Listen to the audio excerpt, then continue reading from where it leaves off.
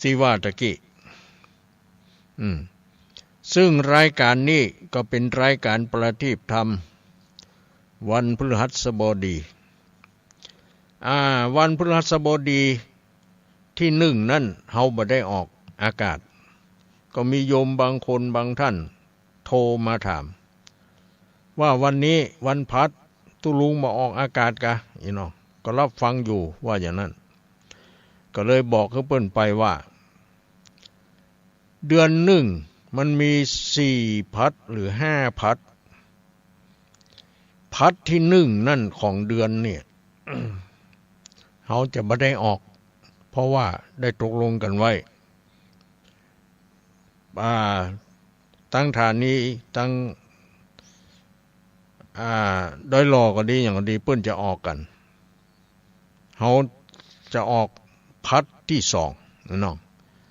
อย่างเดือนสิงหาคมเนี่ยพัดที่1ก็คือตรงกับวันที่1สิงหาคมนี่เนาะที่ผ่านมาเนี่ยนี่เขาไม่ได้ออกเขามาออกพัดที่2ก็คือวันนี้วันที่8นะสิงหาคมนี่แล้วก็ต่อไปก็จะเป็นพัดที่15พัดที่22พัดที่29อะไรอย่างก็แล้วแต่ละเนาะ บางเดือนก็มี4พัดบางเดือนก็มี5พัด มันแล้วแต่ที่เปิ้นตั้งมา นะเขาก็บ่ต้องไปซีเรียสอะไรอย่างท่านเขาสามารถฟังได้หมดเนาะจู่ตนจู่องค์ดังที่ท่านทั้งหลายได้โทรมานั่นแหละฟังกู้ตนกู้องค์ว่าอย่างนั้นนั่นแหละก็ดีแล้วนะฟังกู้ตนกู้องค์บางตนบางองค์เพิ่นก็มีคติสอนใจเอาธรรมอันยังมาเทศก็มีบางตนบางองค์เพิ่นก็อันยังกันไปเกี่ยวกับการงานอันยังต่างๆเขาก็ฟังนั่นแหละเนาะมันก็ได้ประโยชน์เหมือนกันนี่ก็ตุลุงวัดห้างต่ำตำบลปางงิ้วอำเภอเวียงป่าเป้าจังหวัดเชียงรายเป็นผู้ที่มาดำเนินรายการวันพฤหัสบดีนี้ทางสถานีวิทยุโดยหมอกเรดิโอซึ่งเป็นคณะของทีมงานของคุณโยมดารุณีได้ถวายเวลาได้มาออกอากาศและก็ตลอดถึงสถานีวิทยุในเครือข่ายคลื่นสีขาวเพื่อเจ้าประชาหลายๆสถานีที่เปิ้นออกอากาศก็เอาสัญญาณส่งกันไปให้แก่ญาติโยมทั้งหลายได้สดับรับฟังกันท่านอยู่ที่ไหนจังหวัดใดเปิดวิทยุไหลพอคลื่นสถานีมันบางทีเพิ่นก็ถ่ายทอดไปเนาะอย่างที่ท่านได้เคยได้โทรมาบอกว่าฟังสถานีนั่นฟังสถานีนี่อย่างนั้นอย่างนี้ชัดเจนดีเนาะอันนี้ก็ในเครือข่ายเดียวกันหมดนะญาติโยมคลื่นสีขาวเนี่ยเพื่อเจ้าประชาเนี่ยเนาะเขาก็รับฟังได้หรือถ้าไผบ่มีวิทยุจะฟังในโทรศัพท์มือถืออินเทอร์เน็ตก็ได้ถ้ามีอินเทอร์เน็ตเขาก็พิมพ์เข้าไปเนาะใน Google สถานีวิทยุขึ้นสีขาวเพื่อเจ้าป่าช้าเอกพิมพ์อีไปก็ได้แล้วมันก็จะออกมาให้เราเนาะก็สามารถอยู่ไหนก็ฟังได้ขอมันมีอินเทอร์เน็ตเนาะนี่นะนี่แหละญาติโยมทั้งหลายเทคโนโลยี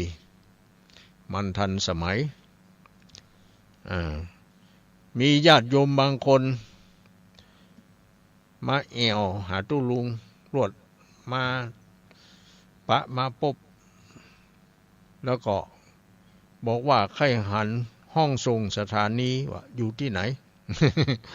เขาก็ปามาพอห้องที่ศาลานี่ที่ได้กั้นห้องไว้นี่นี่ก็จะมีคอมพิวเตอร์มีอุปกรณ์มีไมค์มีนาฬิกามีอะไรอย่างต่างๆนี่แหละแปลงเป็นห้องออกอากาศเขาบ่ได้ไปออกอากาศที่สถานีตัวสถานีแม่นะโดยการใช้อินเทอร์เน็ตนี่แหละ แต่ถ้าวันใดอินเทอร์เน็ตมันขัดข้องเนาะ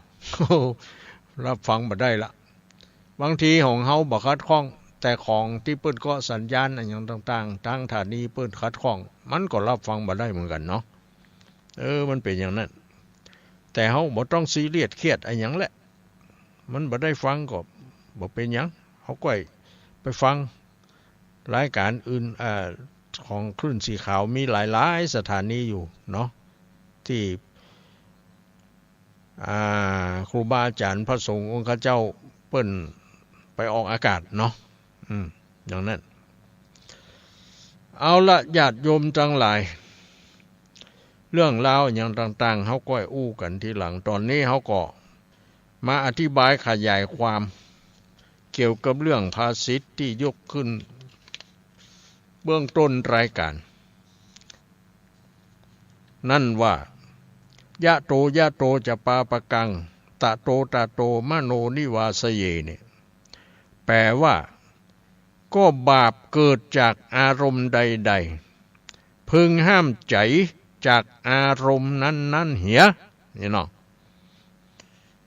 ทีนี้เขาก็มาศึกษาว่าบาปคืออะไรอย่างปาปะหรือบาปเนี่ยคืออะไรอย่างบาปก็คือความชั่วช้าเนาะความชั่วช้ามีลักษณะที่ทำให้ผู้ที่ทำนั้นเดือดร้อนนะเดือดร้อนนะก็อย่างที่เคยว่านั่นแหละการกระทำใดๆก็ดีเราทำแล้วมีคนยกย่องสรรเสริญบัณฑิตนักปราชญ์สรรเสริญเนี่ยถือว่าเป็นความดีเนาะการงานกิจการใดๆกิจกรรมใดๆที่เราทำแล้วเดือดร้อนตนเองและเดือดร้อนผู้อื่นและบัณฑิตผู้รู้ติฉินนินทานี่นะคนทั้งหลายก็ปากันติฉินนินทาอันนั้นแหละคือความบดีหรือที่เรียกว่าบาปเนาะเอากันง่ายๆอย่างเนี้ย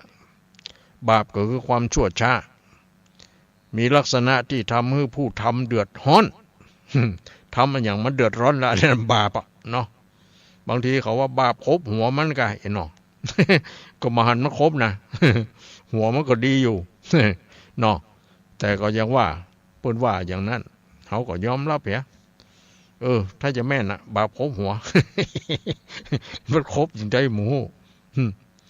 ก็คือเดือดร้อนนั่นแหละก็คือบาปครบหัวมันเดือดร้อนนั่นแหละนะในเมื่อเดือดร้อนแล้วมันก็ได้รับทุกข์นะได้รับทุกข์ยากลำบากนี่มันใจสบายนะทำบาปเนี่ยได้รับความทุกข์ยากลำบากบาปนั้นเกิดจากอะไรอย่างเกิดจากอกุศลจิตของเฮานะเกิดจากอกุศลก็คือจิตที่บ่เป็นกุศลจิตที่บ่เป็นบุญนั่นแหละก็คือจิตที่เป็นบาปเนาะถ้ามันเป็นบุญก็เป็นบาปนั่นแหละเปิ้นจำแนกไว้อยู่3ชนิดก็คือ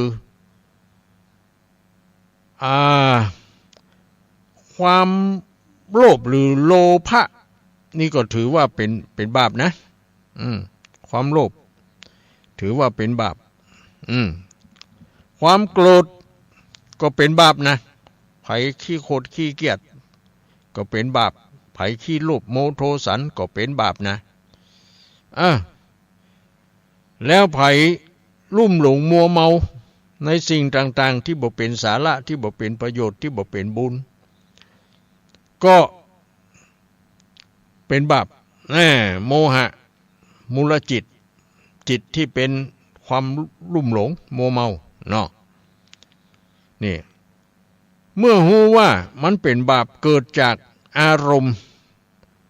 นั่นก็พึงหลีกเลี่ยงเหียเว้นจากอารมณ์นั้นเหียฮึกไกลจากอารมณ์ชนิดนั้นเหียเพราะว่าบาปนั้นมันฮื้อผลที่เผ็ดร้อนนะมันจะฮื้อผลเย็นนะมันฮื้อผลที่เผ็ดร้อนถ้าไผทำบาปนี่มันจะห้อนอกห้อนใจอย่างเป็นลักของเปิ้นเนี่ยกลัวเปิ้น หูขัวเปิ้นจับยับได้เนี่ยเนาะมันเป็นอย่างนั้นมันฮื้อผลที่เผ็ดร้อนและก็มันยังฮื้อมันยังฮื้อผลในภพหน้าแห่งนั้นนี่นะมันจะฮื้อผลในภพนี้ในปัจจุบันนี้อย่างเดียวเพื่อเรียกว่าตราบาปเนี่ยมันจิตใจตรึงมันตึงจิตตึงใจไปถึงปรโลกปุ่นน่ะมันติดไปนี่ในภพต่อไปนั่นก็ยังว่านั่นแหละที่ภัยตายไปที่เขาเคยยกย่องว่ามีแม่หญิงคนหนึ่งมันไปหาหลัวในป่าแล้วมันก็ไปรับอยู่อิงต้นไม้อยู่นั่นมันก็ตายไป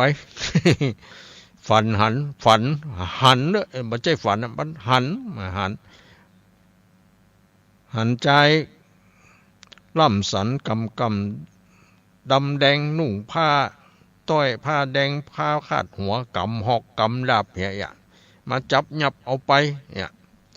แล้วเปิ้นก็เอาไปสอบสวนทวนความเนาะเนี่ยนั่นแหละก็คือบาปมันติดไปถึงนั่นแหละเนาะเพราะฉะนั้นไผ่อย่าไปทำบาปนะจะไปทำหูว่ามันถ้าหูว่ามันเป็นบาปเขาก็เว้นเนี่ยเขาเหมือนเนี่ยเขาบ่ทำเขาทำแต่บุญเนาะบางครั้งบางทีมันก็เผลอลืมไปนะ เนาะเผลอลืมไปก็ไปยังถ้าหูคิงหูซึกตัวก็ยังยุดเนี่ยเขาก็มาเนี่ยบ่ทำอีกเนาะเหมือนก็เขาจะด่าลูกด่าหลานด่าไผก็ดีเนี่ยขึ้นมาป๊บโอ้ด่ามันบ่ดีมันเป็นบาปนี่เนาะเขาก็บ่ด่านี่นะหยุดยั้งมีสติเนาะมันก็ป้นไปเหรอมันก็เป็นอย่างนะนั่นแหละคือมันอยู่เป็นเรื่องของจิตใจที่เขาเขาคิดจิตใจเขาคิดอย่างใดมันก็จะเป็นไปอย่างนั้นแหละ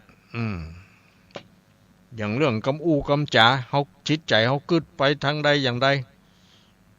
มันก็จะว่าจะปากไปตามที่ที่คิดนั่นแหละเนาะเนี่ยเพิ่นเรียกว่าอยู่ที่จิตที่ใจใสก็เป็นบุญใจคุณมันเป็นบาปเนาะเพราะนั้นเขาก็เอาใจใสดีกว่ามันเป็นบุญใจคุณเขาเหมาความโกรธความเครียดก็ใจคุณนะเป็นบาปเนาะอันนี้ญาติโยมเอากันง่ายๆอย่างเนี้ยระวังบาปกับบุญมันเป็นจะใดเนี่ยเนาะเขาก็เข้าใจตามนี้บาปเนี่ยมันจะเกิดจากอารมณ์ใดๆก็ตามเขาก็ห้ามใจห้ามอารมณ์นั้นน่ะบ่ให้มันบ่ให้มันคิดในสิ่งนั้นในอารมณ์นั้นเนาะมันก็ป้นไปนะมันก็บ่มีหยังเพราะมันอยู่ที่จิตใจอยู่ที่ความความคิดของเฮาถ้าใจเฮาใสมันก็จะทำแต่บุญทำแต่กุศลทำแต่คุณงามความดีก็ดีคิดก็คิดดีนั่นแหละคิดที่เป็นบุญเนาะพูดที่เป็นบุญทำที่เป็นบุญมันก็ตอนแหละการกระทำของคนเฮานี่ก่อนบ่ดีมันก็ดีนั่นแหละก่อนดีมันก็บางอย่างบางครั้งบางทีก็บ่ดีนั่นแหละ เนาะเอาอย่างเนี้ย ทีนี้มาภาษิตข้อที่2เห็นว่าจิตตังทันตังสุขาวหังนี่นะจิตที่ฝึกแล้วเนี่ยมันนำสุขมาให้ฝึกอย่างใดฝึกอย่างจิตที่ฝึกแล้วเนี่ยหมายความว่าจะได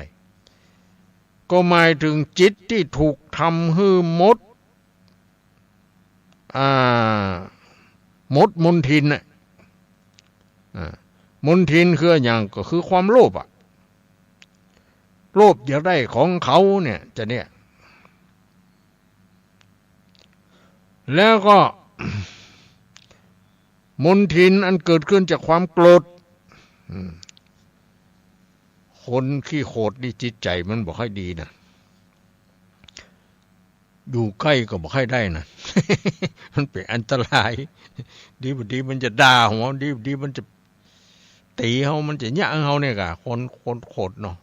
บางคนนี่โกรธแก่นะโกรธจนหน้าดำหน้าแดงที่เขาว่าเต้ามันโกรธ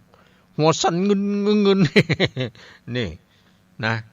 โอ้โหโคตรแต่โคตรว่าจิตใจมันในขณะนั้นเนี่ยที่มันโคตรนะป้าเต้ามันจะเล่าร้อนขนาดไหนอย่างได้บ่เนาะเดือดพล่านขนาดถ้าเป็นน้ำที่เปิ้นต้มด้วยไฟนี่มันเดือดโบนะฮ้อนขนาดนัก100 องศา1,000 องศาพุ่นหมู่นี่เนาะนั่นน่ะเหมือนกับไฟที่มันฮ้อนแก่ๆเนี่ยมันสามารถเผาลึกเผายังจนแดงปะลึงนี่นะเผาไม้เผายังเป็นเท่าเป็นทันไปอย่างนี้นั่นแหละคือความแรงนะข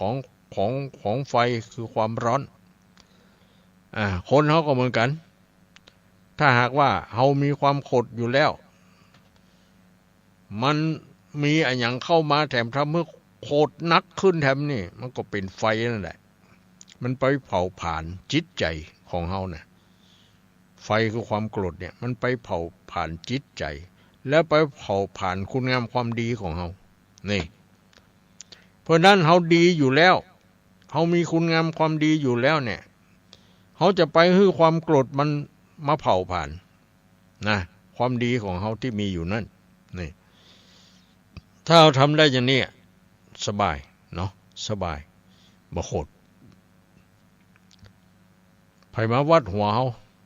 มันพอแหงไม่เป็นไรขอกินกันได้ ปล่อยมันแต่ถ้ามันแหงหรอบ่หัวกำนั้นโอ้อันนี้วัดหัวกูนักขนาดกูขอตอบโต้สักคำแล้วใส่ตรงกลางมันนี่เจียดปุญจลาดเฮ้ยเนี่ยเปิ้นถึงบอกว่าจงชนะความโกรธด้วยความไม่โกรธเขาจะชนะคนที่มีความโกรธเขาจะชนะมันได้อย่างไรก็ต้องชนะด้วยความดีด้วยความไม่โกรธนั่นแหละเขาโกรธไปเขาโกรธไปมันเป็นไฟมันก็เผาไหม้จิตใจเขาพุ่นเล่าร้อนเขาใจเย็นเนาะเขาบ่โกรธนี่เขาเย็นเขาฮ้อนเนาะเขาฮ้อนเขาเย็นนี่นะที่เขาฮ้อนเพราะเหตุใดเพราะเขาโกรธที่เขาเย็นเพราะเหตุใดเขาบ่โกรธนี่อย่างนี้นะหรือเรียกว่ากิเลสนะกิเลสกิเล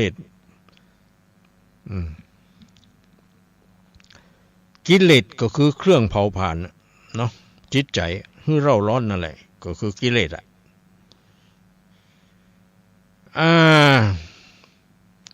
เราต้องควบคุมจิตใจของเรานะเช่นอย่างเราหันรูปเราก็บ่ยินดียินร้ายในเวลาที่เราหันรูปนั่นเฉยๆเนาะเขาถามว่างามก็งามถ้าเขาไปว่าบางงามอีกบ่ได้เดี๋ยวเขาจะโกรธ ถ้าเขาอู้ตามความเป็นจริง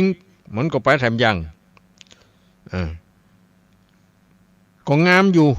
แต่บางอย่างก็บางงามเนี่ยเนาะมันก็สองแง่สองงาม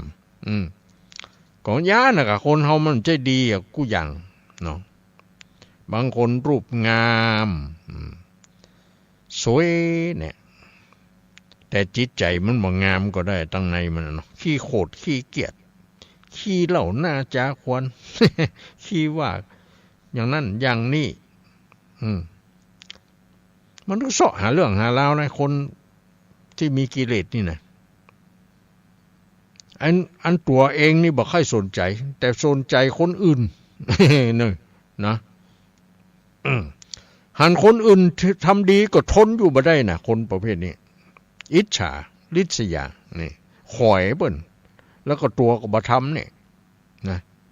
หันเปิ้นได้ดีทนอยู่ไม่ได้เนี่ย คนประเภทนี้นี่บ่ดีนะเพราะฉะนั้นเฮาได้ยินกรรมอันอย่างเข้าหูเฮาได้ดูอันอย่างด้วยตาที่เป็นรูปเฮาฟังเสียงเฮาดมกลิ่นเฮาลิ้มรสอันอย่างต่างๆหรือสิ่งอันอย่างมาถูกต้องสัมผัสทั้งกายทั้งวาจาทั้งใจเฮาก็เกิดธรรมารมณ์เกิดธรรมารมณ์ด้วยใจหูนะธรรมารมณ์ก็คือหูว่ามันดีก็บ่ดีหูว่ามันสบายก็ว่ามันเป็นทุกข์เนี่ยหูเนาะเฮาต้องทำจิตใจของเฮาให้สงบจากกิเลสนะจากความโลภความโกรธความหลงเราเนี่ยถึงวันนี้ที่มันมีปัญหาก็เพราะว่าทุกคนเนี่ยมันมีกิเลสอย่างเนี้ยมีความโลภเหมือนกันมีความโกรธก็เหมือนกันมีโมหะความลุ่มหลงมัวเมาเหมือนกันแล้วมันก็อยู่ด้วยกันมันก็ต้องมีเรื่องเนาะมันก็ต้องมีเรื่องเพราะต่างคนต่างโคตรต่างคนต่างสวกไอ้เนาะต่างคนต่างขี้โลภโดยที่บ่คำนึงถึงคนอื่นเป็นคนหันแก่ตัวเนี่ยอย่างเนี้ยจะเอาอย่างก็เอานักเหลือเปิ้นเนี่ยนี่ก็คือคนที่มีความโลภเนาะ ถ้าบ่ได้ตามนั้นก็มีความโกรธบ่พอใจเนี่ยอย่างนี้มันก็เกิดเรื่องเนาะเนี่ยกิเลสมันเป็นอย่างนี้ กิเลสคือเครื่องเศร้าหมองเนาะบ่ผ่องใส มีแต่ความร้อนบ่มีความเย็นนี่นะจิตใจสงบเราอันที่จะทำให้มันสงบที่จะทำให้มันบ่ร้อนจิตใจที่มันสงบนั้นมันก็เยือกเย็นมันเย็นนะจิตใจสงบนี่เย็นนะจิตใจที่ฝึกแล้วนี่มันก็จะนำสุขมาให้นี่เฮาฝึกอย่างใดก็ฝึกบ่โลภฝึกบ่โกรธฝึกบ่หลงน่ะกะจิตใจมันก็สงบเนาะในเมื่อจิตใจสงบแล้วเรื่องราวอย่างต่างๆมันก็บ่เกิดขึ้นเฮาก็สบายกะเนาะจิตบ่วุ่นวายนี่จิตที่ฝึกแล้วนี่นะนำสุขมาให้อย่างถาวรอย่างถาวรเลยนะไม่ใช่อย่างบางชั่วครั้งชั่วคราวนะจิตสงบนี่มันนำความสุขมาให้อย่างถาวรเลยแล้วถึงวันนี้จิตใจเฮาสงบก่อนเฮามีความโลภก่อนเฮามีความโกรธก่อนเฮามีความหลงก่อนแล้วจิตใจเฮามันเล่าร้อนก่อนบ่เย็นกะนะจิตใจเย็นก็คือจิตใจที่มันสงบเนาะ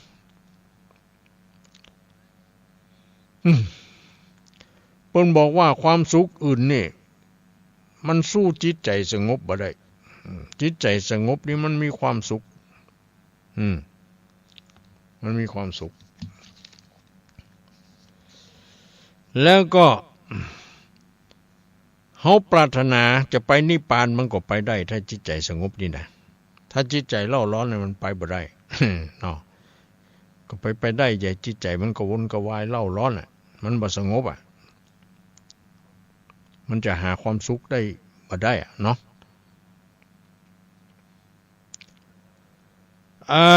สุขทุกคน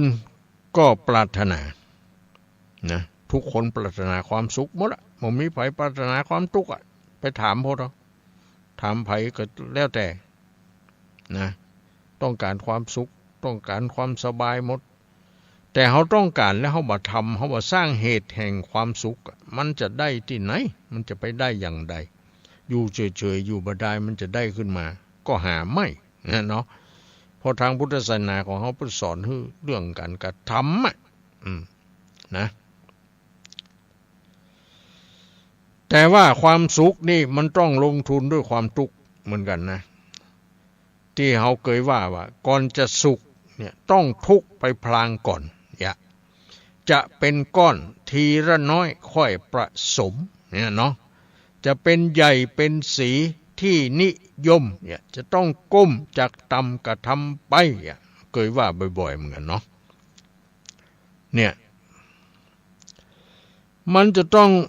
มีความอดทนจะต้องมีความยากลำบาก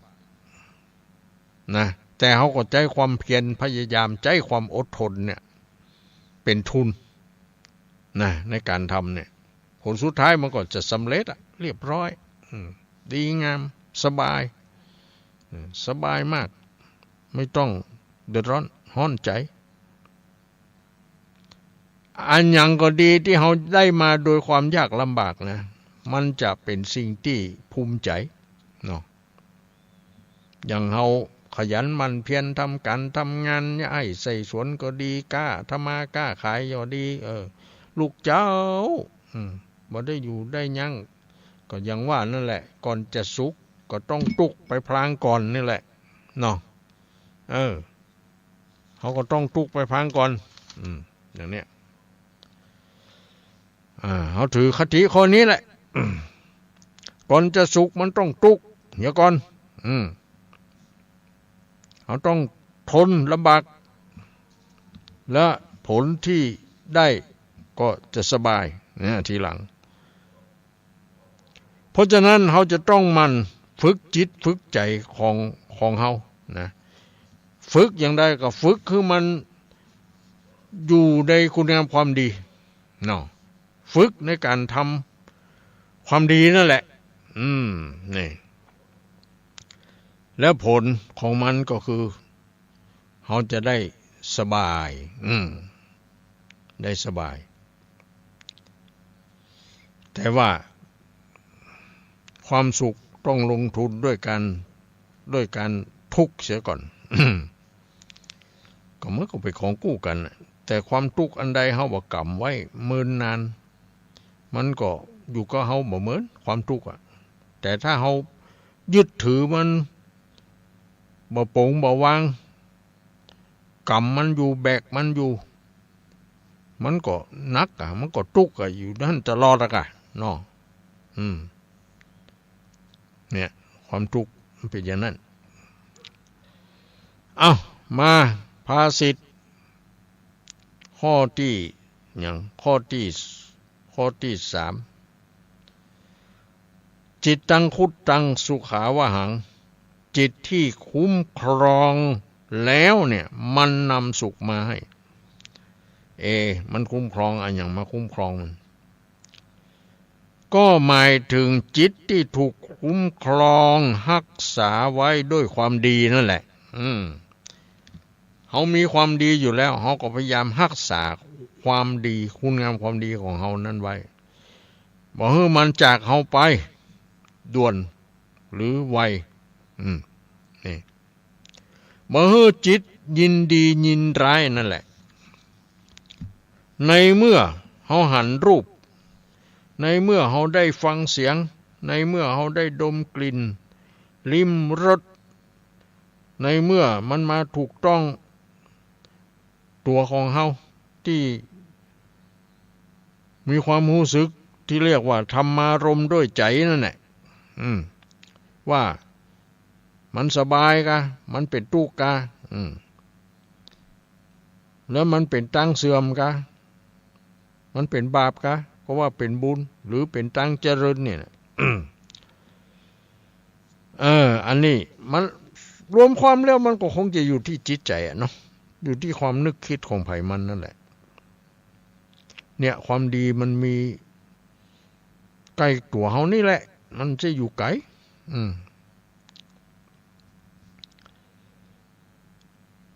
เฮามีความดีเฮาทำความดีเนี่ย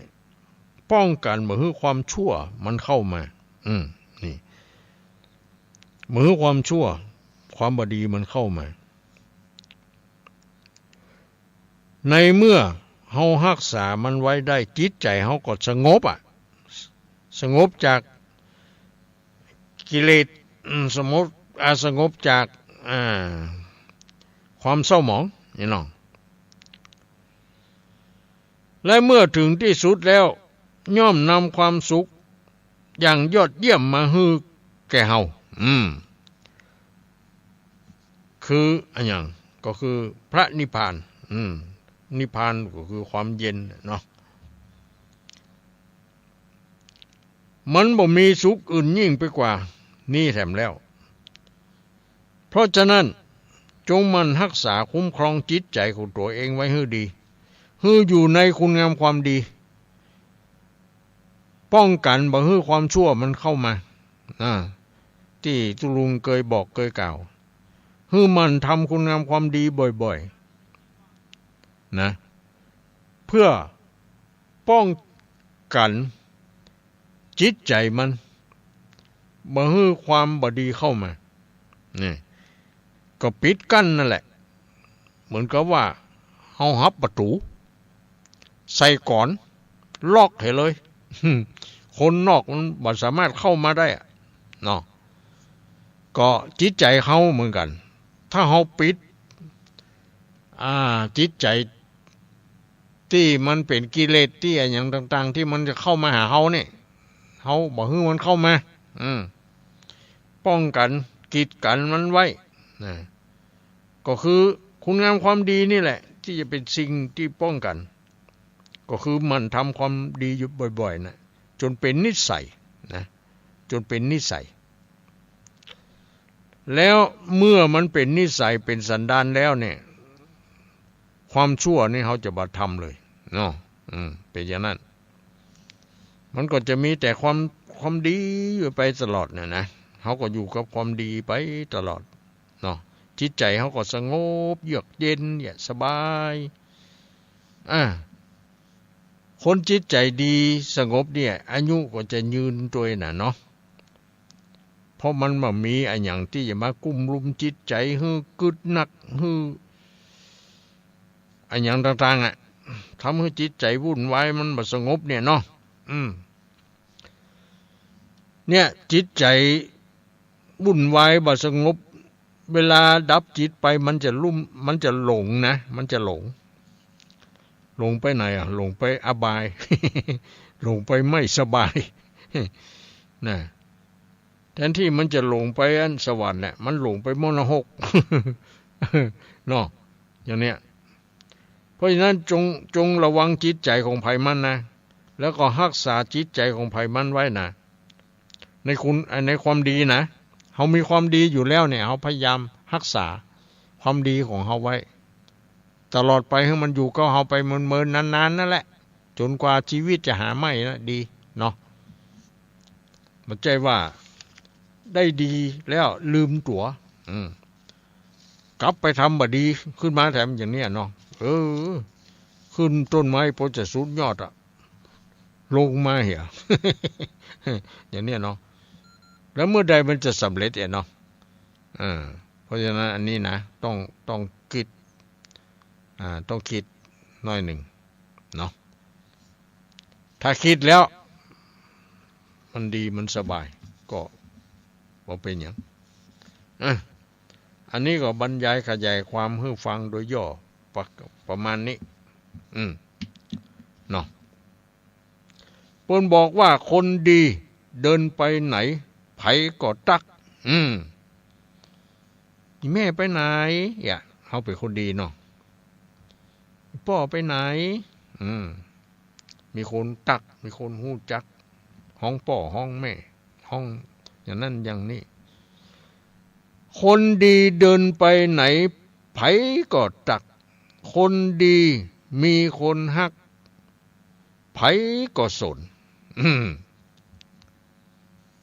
ไผก็สนเนาะคนดีแม้ตกอับมันก็ไม่จนคนดีนะแม้ตกอับมันก็บ่จนคนดีแม้จะจนก็มีกินนี่ คนดีนะคนบาปนี่บ่ได้คนบาปแม้แต่จนก็ไม่มีกิน คนดีนี่แม้จะจนก็มีกินน่ะ มีใช้อ่ะเนาะคนดีไปที่ไหนเขาก็ช่วยนี่คนดีนี่ไปไหนเขาก็ช่วยนะคนดีอยู่ที่ไหนพระก็หัน พระก็หันนะคนดีนี่อยู่ที่ไหนพระก็หันอยู่ในที่มืดก็หันคนดีอยู่กับไผก็เยือกเย็นอยู่ที่ไหนก็เยือกเย็นสงบสบายคนดีเนาะเป็นมงคลอยู่ในบ่เดือดร้อนห้อนใจสงบเยือกเย็นคนดีอ่ะมันเป็นอย่างนั้นคนเย็นอยู่กับใครก็สบายเนี่ยคนเย็นอยู่กับไผก็สบายบ่มีศัตรูมีแต่มิตรมีแต่คนรักมีแต่คนรักเนาะนี่คนดีนะเพราะนั้นเขาจะเป็นคนดีได้อย่างไรนั่นก็อยู่ที่จิตใจเขาทำเอาอันใดพ้องที่มันดีอะทำไปแล้วทำแล้วมันบ่เดือดร้อนตนเองแล้วก็บ่เดือดร้อนคนอื่นบัณฑิตผู้รู้ยกย่องสรรเสริญนั่นแหละความดีอะนะเอาง่ายๆอย่างนี้ความบ่ดีก็คือทำแล้วเดือดร้อนตนเองเดือดร้อนผู้อื่นบัณฑิตผู้รู้ติฉินนินทา อันนี้คือความไม่ดีเนาะอันนี้ก็เป็นคติธรรมนำมาเสนอคือแก่ญาติโยมสาธุชนทั้งหลายได้เป็นคติเตือนใจไว้ใครทำได้ก็ทำไปถ้าได้แล้วก็รักษามันไว้ถ้าทำบ่ได้ก็พยายามทำเนาะให้มันได้นะผลสุดท้ายมันก็จะได้มันก็จะดีอันนี้ก็เป็นเรื่องราวที่นำมาเสนอคือแก่ญาติโยมทั้งหลายได้รับฟังรับทราบกันก็จงใจสติปัญญาคิดพิจารณาไปตามกระแสธรรมไม่ใช่ฟังแล้วฟังแล้วให้มันแล้วไปนี่ไม่ใช่เนาะเขาต้องจับมันไว้จับเอาความดีจับเอาอย่างไว้ความบ่ดีก็ปล่อยมันไปอย่าไปจับมันอีกก็แล้วกัน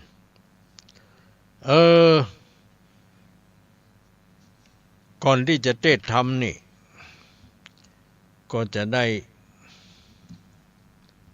เล่านิทานเหี่ยบางทีเราอ่อนก็ฟังอยู่ก็ค่อยได้ยินนิทานเนาะก็เป็นหยังลุงก็จะเล่าให้ฟังนิทานเรื่องนี้งานแต่งงานของหมีสาว หมีสาวณป่าใหญ่แห่งหนึ่งนะกำลังจะมีการจัดงานแต่งงานระหว่างหมีสาวตัวนี้เป็นหมีสาวที่มีจิตใจโหดร้ายมีจิตใจโหดร้ายก่อนงานแต่งงานหมีสาวนี่ก็ได้หาวิธีจัดการกับร่างของเขา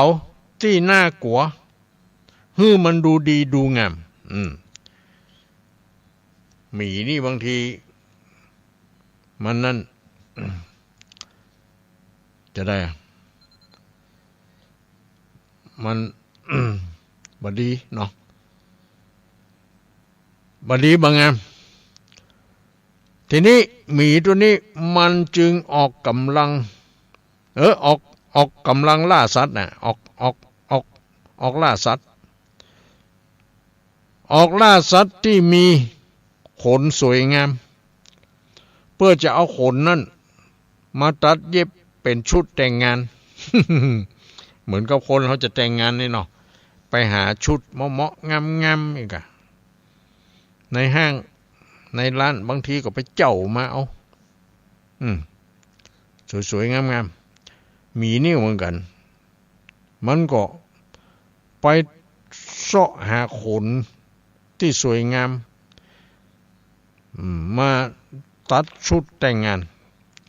โดยเลือกนำเอาขนของมันไปเอาขนของไก่ฟ้าอีหรอมาทำเป็นกระโปรงเอาขนไก่ฟ้ามาทำเป็นกระโปรงแล้วนำขนกระต่ายมาทำเป็นผ้าคลุมหน้าเพื่อปกปิดใบหน้าอันโหดเหี้ยมนี่และก็นำหนังกวางมาทำเป็นรองเท้านี่ปกปิดอุ้งเท้าอุ้งตีนที่มันใหญ่ทึะทะทีนี้เมื่อวันแต่งงานมาถึงมีสาวก็ถามสัตว์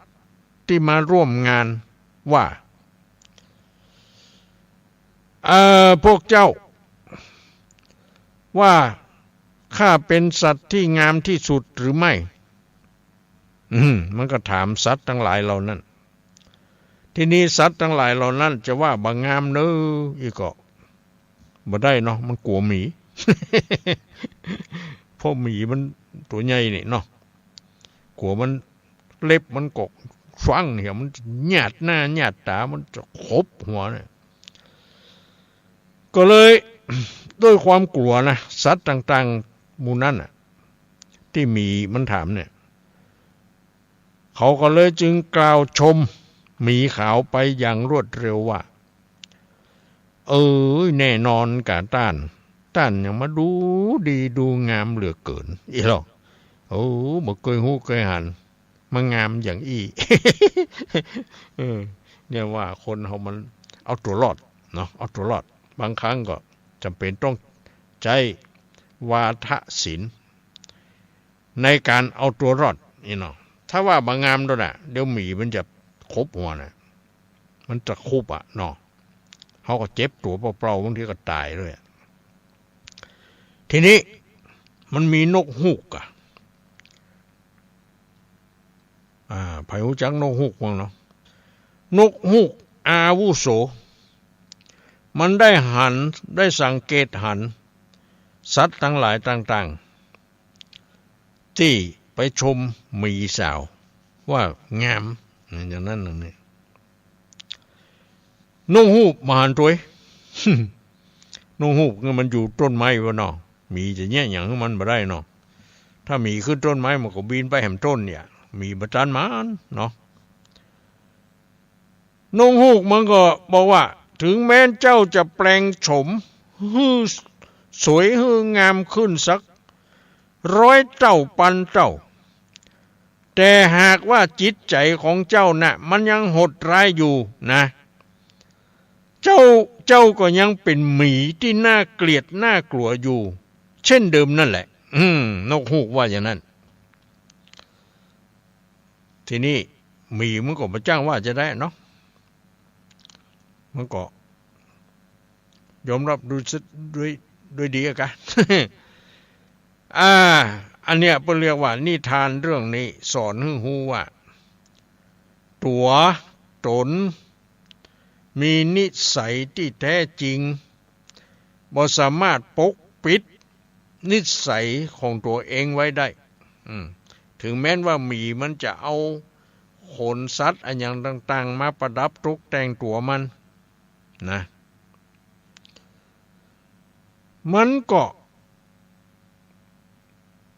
หันท่าแท้ของจิตใจมันตั้งในก็คือมันเหี้ยมโหดนี่เหมือนกับคนเขาเหมือนกันเนาะแต่งตัวดูดีดูงามเรียบร้อยเนาะผูก ใส่สูทผูกเนคไทเหียใส่แหวนใส่ก้อยสร้อยสังวานดูภูมิฐานแต่จิตใจตั้งในเหี้ยมโหด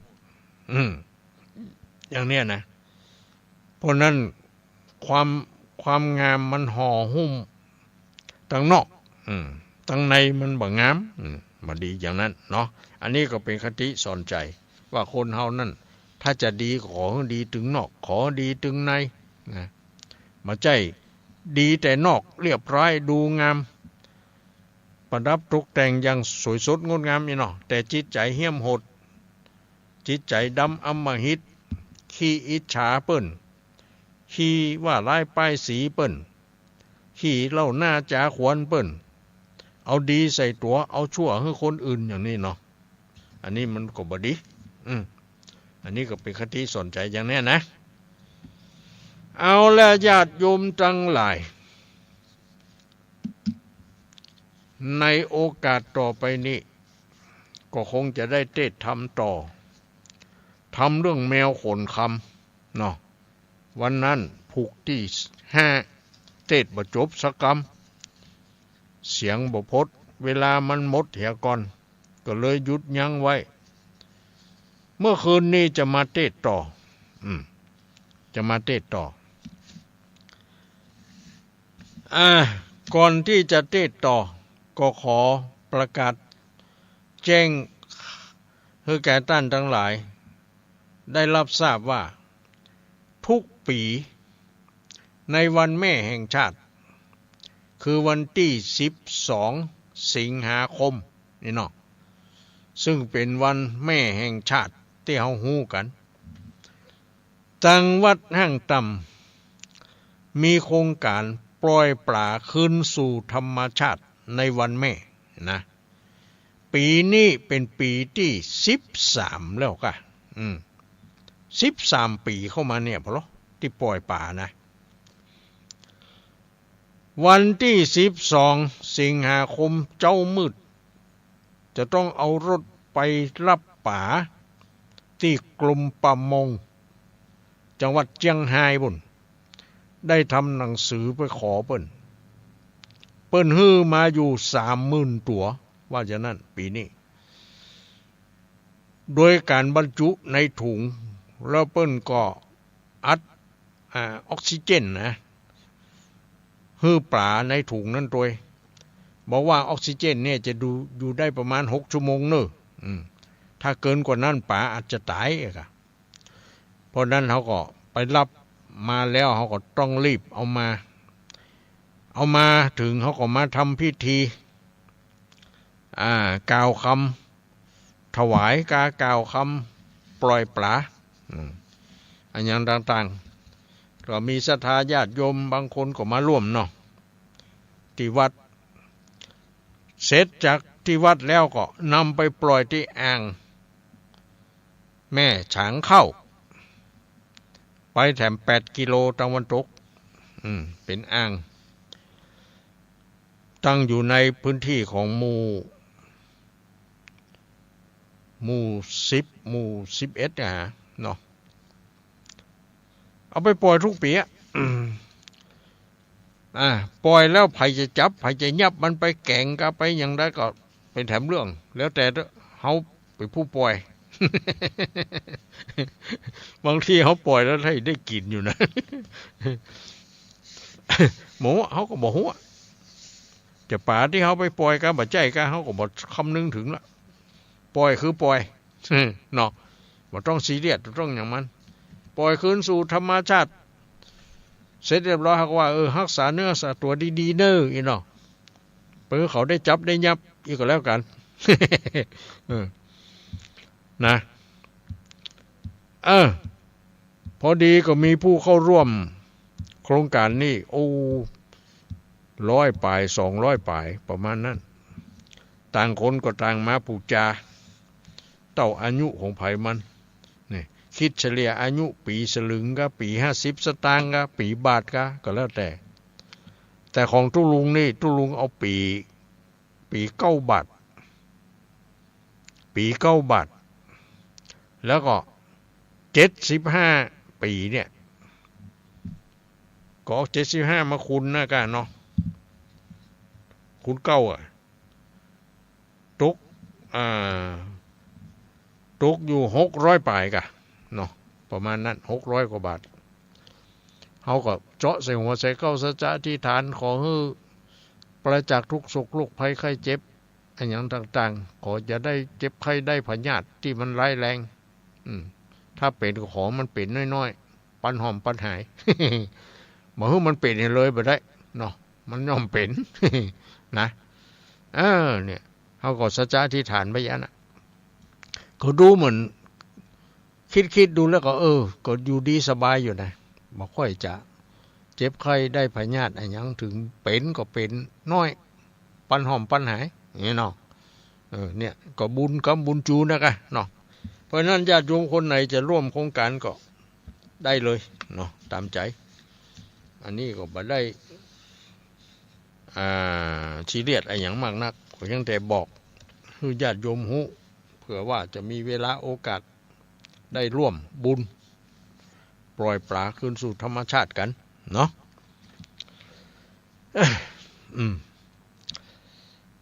เอาละต่อไปก็คงจะได้เทศนาธรรมเนาะ เดี๋ยวก่อนเทียบเสียงก่อนอู้มานักอู้มาหลายเสียงก็ไม่ค่อยดีกันเนี่ย ก็จะพยายามนะเขาก็มาสรุปกันเห็นหน่อยว่าผูกที่5เรื่องแมวขนคำเนี่ยเมื่อวันพัดที่แล้วมันเทศมาถึงที่ไหนอย่างไรนี่เนาะเทศมาถึงเขาก็ทวนไปตั้งหน้าเห็นหน่อยก็แล้วกันก็ให้ญาติโยมฟังไป หน้าโมนี่เขาจะมาตั้งละพอตั้งถ้าแล้วล่ะ เทศต่อไปเลยเนาะเพราะว่ามันวันนั้นมันเทศประจบอย่างเนาะ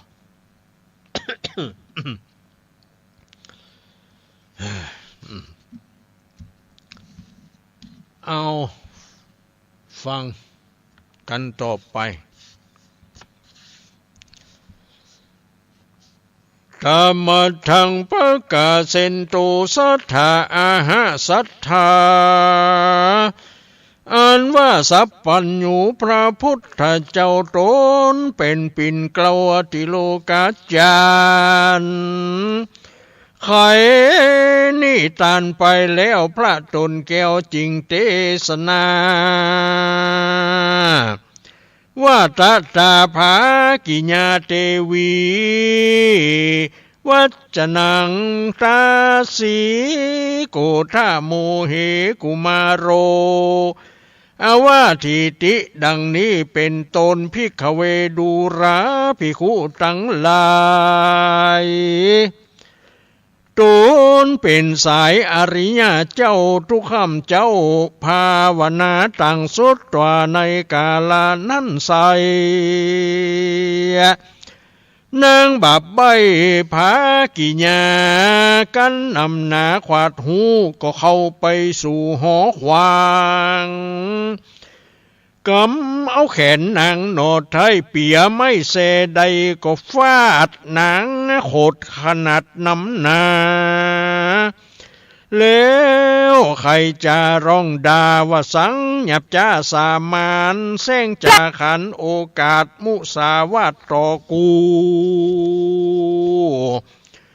กลัวบ่จูโดยง่ายมึงสั่งอะไรจะใครอีจังไรถอยจ้าลักเอาผ้าแผ่พันเงินคำปันอันหมื่นไปย้อนยืนวางตามฮือแมวคนคำตัวถอยไปฮือไอตำก้อยปาลามึงสั่งมาใบบอดบอกคือทอดหันโหนว่าเฮาเป็นคนเชื้อชาติลูกเต้าราชห่อใจอุปมาเปรียบไว้ดังเป็นโหงนั่นใส่อยู่ฟ้าสนใจหยับจ้าอุปมาเป็นดังกาตำตอยเป็นใจถอยสามานเกิดกับเดรัจฉานตัว หยาบอันเหม็นสับเหม็นขาวเฮาเป็นดาวสะอาดบ่ควรหยัดลงสู่ยังที่อยู่ปฐวีอันใจกาลีขี่ร้ายเปิ้นขับไล่หนีตายหากมึงหมายจื้นสู่จักได้มูบมูเป็นผีกูจักตีบุบฟาดได้มึงได้ขาดใจตายกันนางจ่าหมายกล่าวแล้วก็ตีนางแก้วอยู่ใจใจก็มีหันแล่นนาวันนั้นเทศมาถึงที่นี่ตอนนี้เขาก็จะต่อนี่ไปส่วนนางนาไทยเกษีกันแม่เตี๋ยบ่ยังนางก็นั่งวอนขอว่าขอปอเตอนอขอปอเตอนอแม่เจ้าข้าลูกเต้าเจ็บแก่เลือดย้อยแผ่เป็นสาย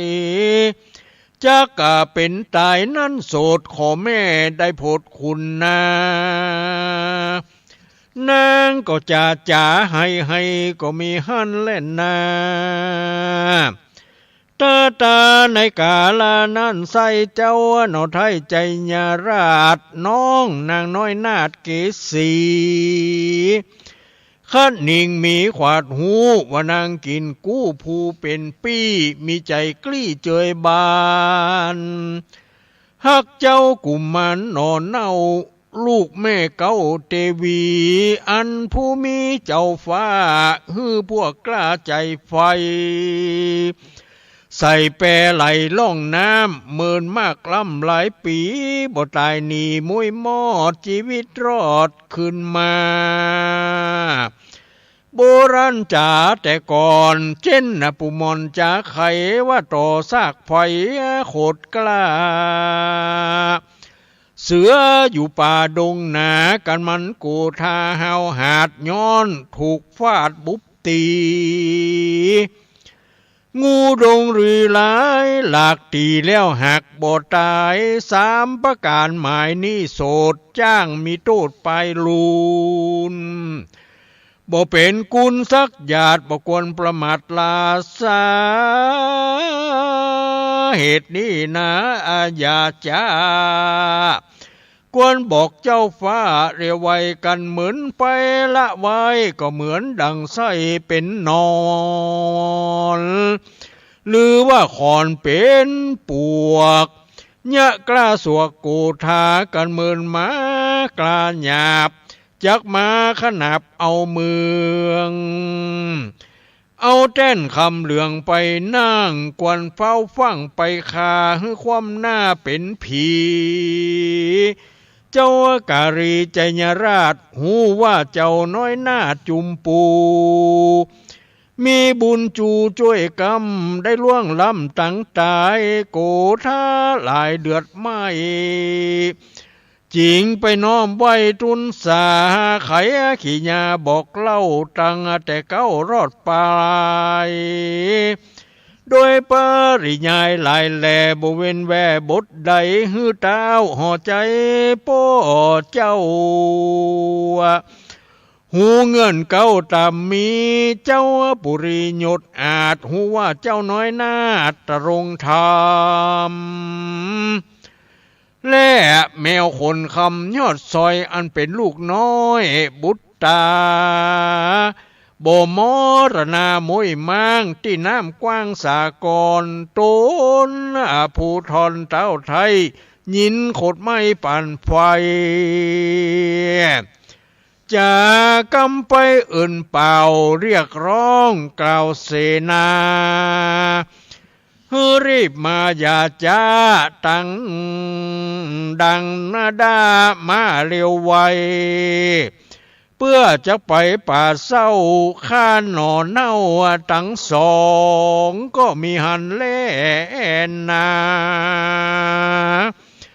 ถ้ามาทางปากกาเซนโตสัทธาอาหะสัทธาอันว่าสัพปัญญูพระพุทธเจ้า ตนเป็นเก้าสัตว์สันดาไขนิทานมาไปแจ้งพระก็จริงแสงเทศนาว่าตะตาราชาโกทางมาละกาตุรังกะพุทธบุตตังอโหสิดังนี้เป็นตนพิกเวดูราภิกขุทั้งหลายตนเป็นสายครูดเงาลูกศิษย์เก้าพระมุนีอันว่าเจ้าปุเรียยุดอาจกันว่าเจ้าใจญาราชบุตตามาไข่จากล่าวถอยว่าเจ้ายอดซอยจุมปูและแมวบุญจูหนอเนาอันเป็นลูกเต้าสายใจได้ใส่แปรไหลน้ำกว้างบ่มวยมั่งเป็นผีซ้ำโกธามีโขดห้าวร้องเอิ้นเป่าเสนาฮือดังดาแต่งมา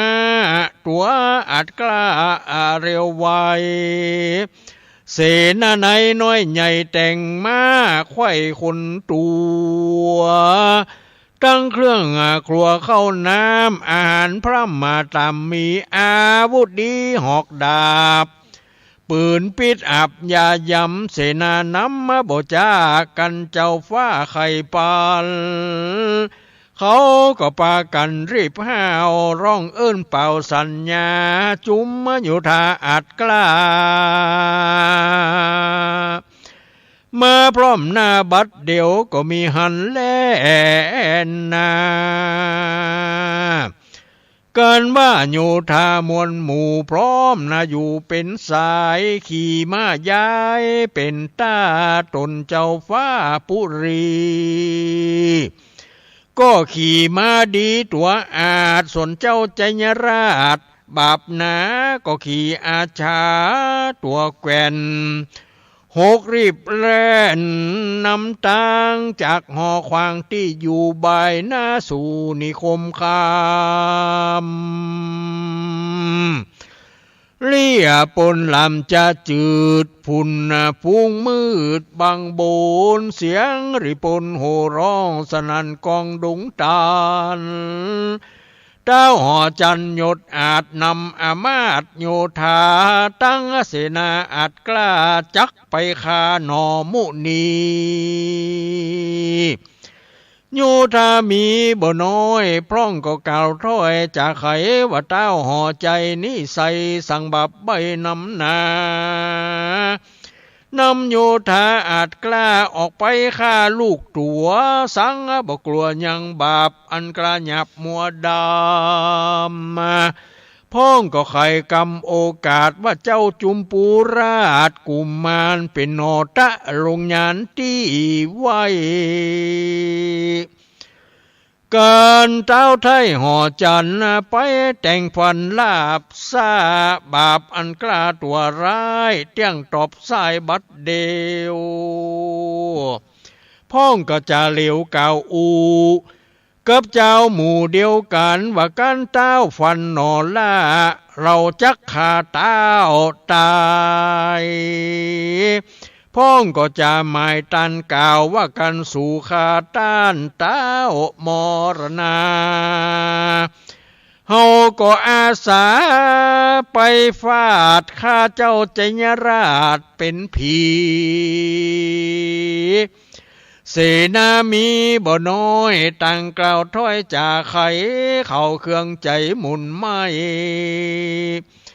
ที่ตุนเจ้าไทยบาปกล้าจักไปฆ่าหนอมุนีเจ้าปุริยศอาจกับเจ้าใจญราชกุมาร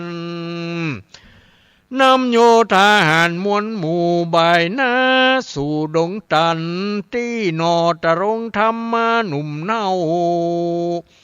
อยู่กับหญ้าเท่าคนผ่านก็มีวานนั่นแล่นนานี่ที่ตั้งขี่หญ้าสั่งวันนาวิเศษจาห้องเหตุจุมปูราชพญาแมวคนคำผูกทวนห้า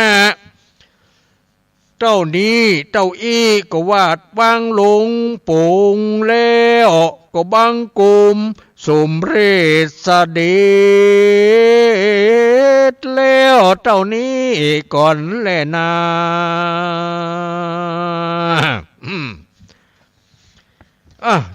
จบทำแมวขนคำผูกที่5เรื่องราวเป็นจะใดก็ฟังเอาคนเดียว ไม่มีการสรุปละเพราะเสียงมันบ่ค่อยจะพดมันใจเสียงนักเกินไปมันเทศเป็นทำนองนี่เนาะ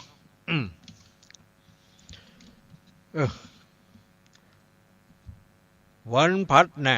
เฮาก้อยฟังผูกที่6กันต่อไปเนาะเรื่องราวมันจะเป็นจะใดก็ยังบ่ฮู้ได้เนาะ โอ้ทำนี่มีกี่ผูกมี17ผูกก่อนโปโล1ชุดมี17ผูก กำลังผูกที่5อยู่ เมื่อใดมันจะจบเนาะจบนี่มันถึงมีวันจบ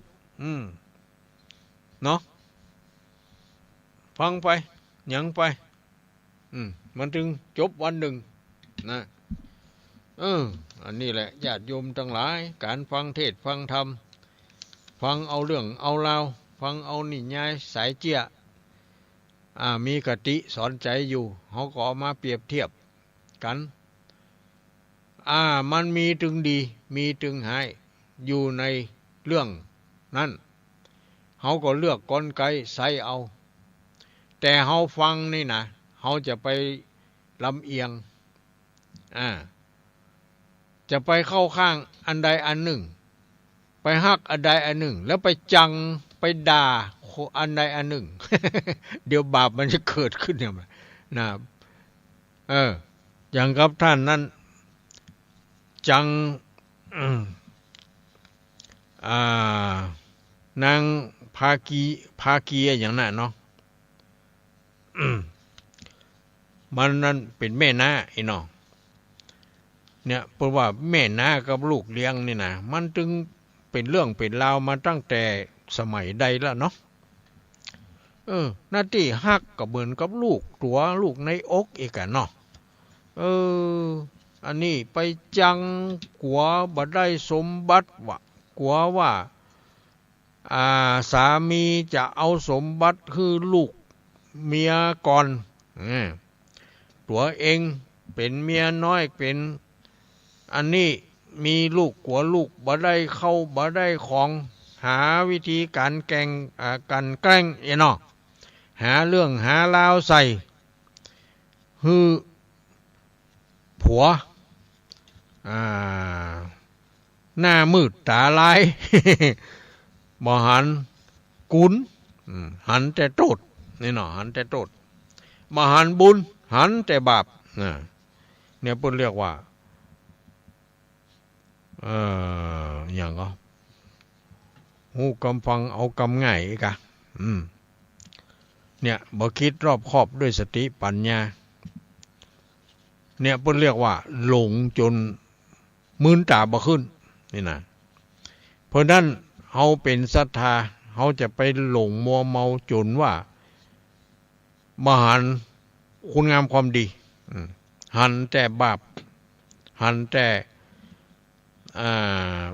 ของบดีอย่างเดียวเนาะเหมือนกับเรื่องเนี้ยเขาต้องมีความยุติธรรมลูกเฮาในอกหรือลูกเลี้ยงก็คือลูกเนาะเขาก็ต้องฮักก็ยังบ่พออันนั่นน่ะพระพุทธเจ้าของเฮาเนี่ยเนาะเจ้าชายสิทธัตถะเกิดจากท้องแม่มันดาคือพระนางสิริมหามายาเนาะได้เพียง7 วันเท่านั้นพระนางสิริมหามายาแม่ก็ที่วงคตคือตายไอ้น้องเจ้าชายสิทธัตถะก็เป็นลูกกำพร้ากันเนาะแม่ตายไปเห็นนี่ก็น้อยอยู่เนาะ ก็เย่จะได้พระเจ้าสุโธทนะก็เลยไปเอานาง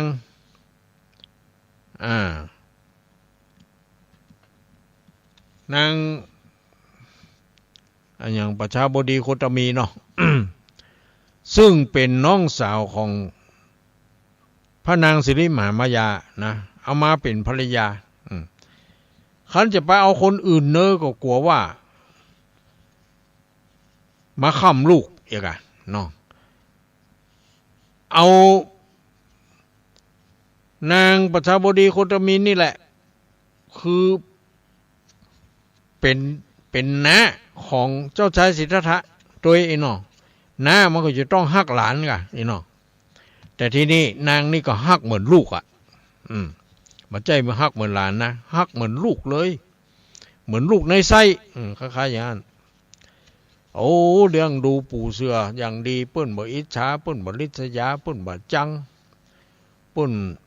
ฮักกันเนาะถึงมาใจลูกในอกเนาะอันนี้ก็เป็นตัวอย่างนะที่ดีเหมือนคนเฮาบางคน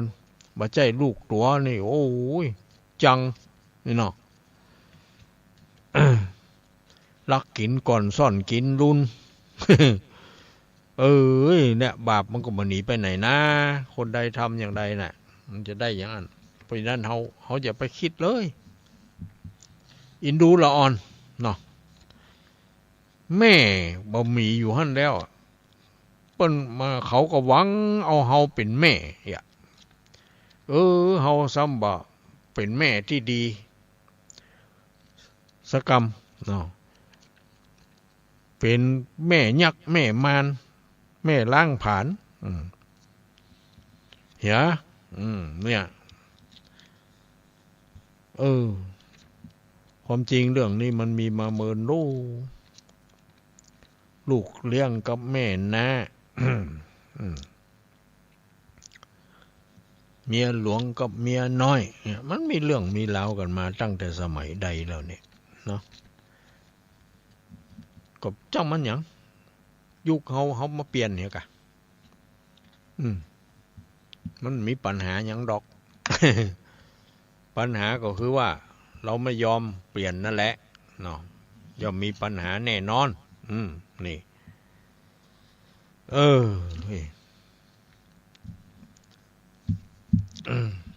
เอาละญาติโยมทั้งหลายได้ยินได้ฟังอย่างมากันมาแล้วหลายสิ่งหลายอย่างที่ตุลุงเอามาเสนอเพื่อแก่ท่านทั้งหลายได้ยินได้ฟังกันมีทั้งภาษิตเริ่มต้นขึ้นไปบ่ปอก็เล่านิทานไปบ่ปอก็มาเทศธรรมให้ฟังเนี่ยโอ้ได้หลายสิ่งหลายอย่างแล้วนี่ เนาะได้แล้วก็อย่างว่านั่นนะจดจำนำไปที่ทำได้ก็ทำที่ทำมาได้ไว้หั่นก่อนก็เพียรพยายามทำต่อไปวันหน้ามันถึงได้มันอยู่ที่จิตใจนั่นแหละของภัยของมันก็แล้วกันเนาะแล้วก็วันที่12 สิงหาคมนี่ทุกคนก็ที่มีแม่เนาะก็ลูกทุกคนเนอะนึกถึงแม่คิดถึงแม่ของเฮานะที่มีชีวิตอยู่ก็ดีที่ล่วงลับดับขันไปแล้วก็ดีก็คือแม่ของเฮาเนาะถ้ามีชีวิตอยู่เฮาไปสู่ไปหาแม่นะไปไหว้ไปสาไปขอศีลขอพรไปกราบไปไหว้บ่มีหยังก็บ่เป็นหยังของเฮา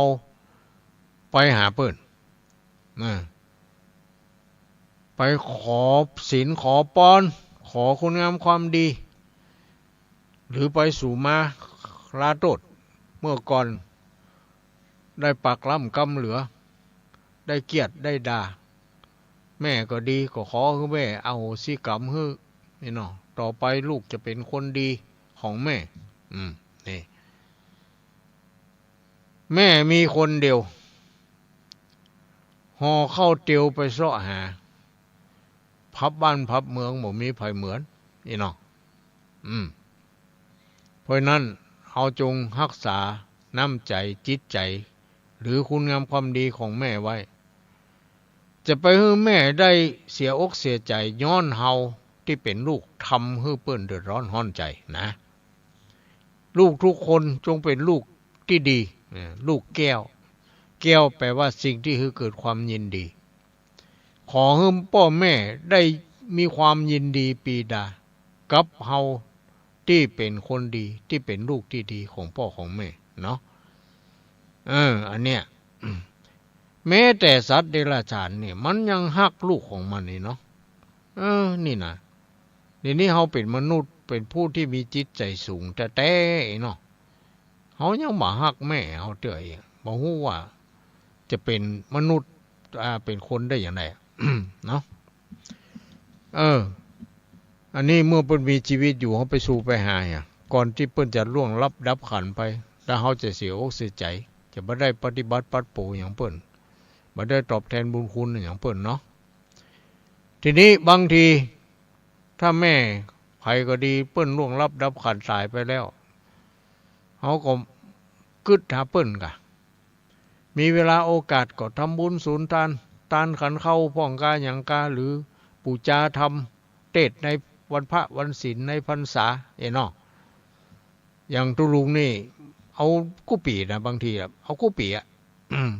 เอาทำพุงคือพระน้อยก็เทศหรือไผเทศก็ได้ตาลคือแม่เนาะเอานึกถึงเปิ้นเป็นแม่เฮาเปิ้นตายไปแล้วเปิ้นจากเขาไปก็แต่เฉพาะสรีระร่างกายเนาะเท่านั้นส่วนคุณงามความดีของแม่ยังมีอยู่จิตใจตึงตาอยู่เนาะเฮามีเวลาโอกาสก็นึกถึงเปิ้นว่าคนใดก็ดีฮู้จักบุญคุณพ่อแม่เลี้ยงดูพ่อแม่นะลูกคนนั้นจะเป็นคนดีคนมีโชคเป็นคนที่มีโชคมีลาภอย่างกับพระพุทธเจ้าเนาะถึงแม้นเพิ่นจะเป็นพระพุทธเจ้าแล้วเพิ่นยังนึกถึงแม่ที่ไปเกิดเป็นเทพบุตรอยู่สวรรค์ชั้นดุสิตพรรษาที่7พระพุทธเจ้านึกถึงแม่เพิ่นยังเสด็จขึ้นไปจำพรรษาเนาะที่สวรรค์ชั้นดาวดึงส์แม่เพิ่นเป็นอยู่สวรรค์ชั้นดุสิตเพิ่นยังลงมาฟังเทศของทุลูกอีกว่าได้เนาะ ที่สวรรค์ชั้นดาวดึงส์ชั้นดาวดึงส์เนี่ยเป็นชั้นที่2เนาะชั้นจตุมหาราชิกาชั้นดาวดึงส์ชั้นยามาชั้นดุสิตเนาะชั้นดุสิตนี่เป็นชั้นที่4ว่ะสวรรค์โอ้แม่เปิ้นประสูติลูกได้7 วันเท่านั้นก็ที่วงโคตรคือตายแล้วไปเกิดเป็นเทพบุตรนะอยู่สวรรค์ชั้นดุสิตปุ่นเทพบุตรคือเป็นผู้ชายนี่ ทุกวันพระเพิ่นลงมาจากสวรรค์ชั้นดุสิตมาฟังเทศที่สวรรค์ชั้นดาวดึงส์เนาะพระพุทธเจ้าก็เอาอภิธรรมไปเทศนาอภิแปลว่ายิ่งธรรมะก็คือธรรมะที่ยิ่งกว่าธรรมทั้งหลายเนาะเพื่อโปรดพุทธมารดานี่เพราะนั้นวันแม่แห่งชาตินี่นะเขาจะมีการปล่อยปลาขึ้นสู่ธรรมชาตินี่ใครจะร่วมด้วยก็มาได้เลยแล้วก็จะไปลืมไปหาแม่เอาละญาติโยมมาถึงช่วงสุดท้ายแล้วตอนนี้ทุกสิ่งทุกอย่างทุลุงก็ก็ว่ากันไปทำก็เทศไปแล้วตอนนี้เขาก็จะเปิดโอกาสเนาะให้ญาติโยมที่รับฟังรายการอยู่นี่จะอยู่ใกล้อยู่ไกลอยู่แห่งหนตำบลใดฟังชัดเจนหรือไม่หรือมีเรื่องราวอันหยังที่จะจะจ๋าจะเอิ้นมาอย่างใดก็เจอเนอะใครจะเป็นสายแรกก็มาได้เลย ก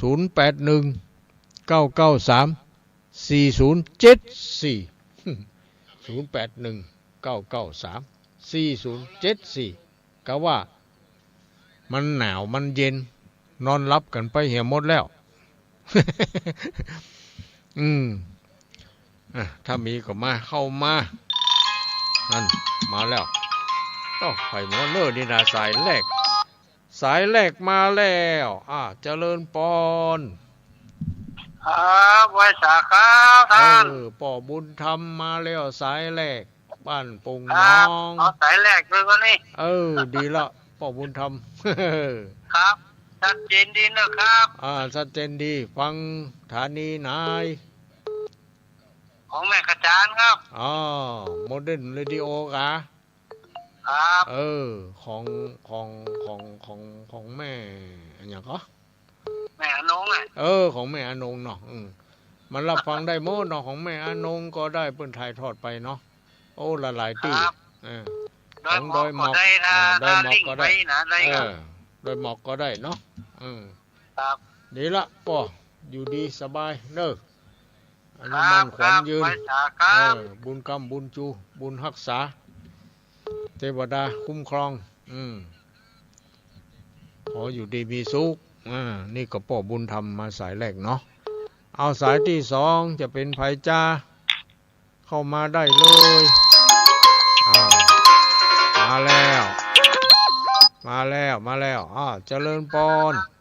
โทรศัพท์เจ้าตุลุงโทรมาจากบ้านห้องเลยนะบ้านห้องแม่สายทองยังมารับเตื้อเจ้าฟังตุลุงอยู่ฟังทำจนจบเจ้าได้ฟังจนจบเนาะฟังทัดโต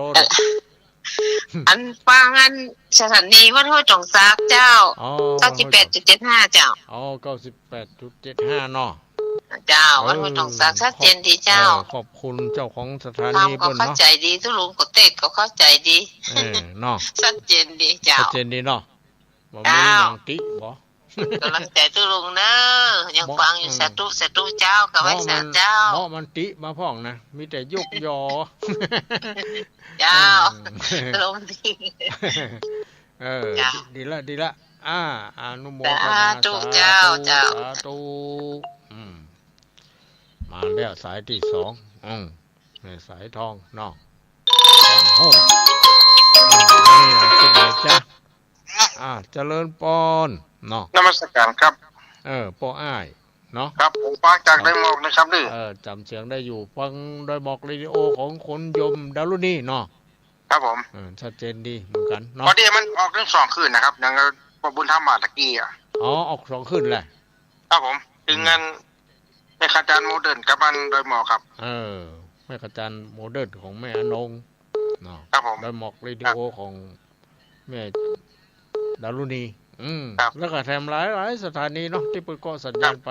อันนี้ก็ต้องขอบคุณจังใหม่พุ่นเนาะขอบใจอนุโมทนาเนาะอย่างวัดห้วยตองซักญาติโยมเพิ่นโทรมาตะกี้เนาะเพิ่นก็ฟังทางนั้นโอ้ฟังโดยทั่วถึงกันเนาะก็ดีครับผมธรรมะเข้าสู่จิตใจของญาติโยมทั้งหลายครับครับก็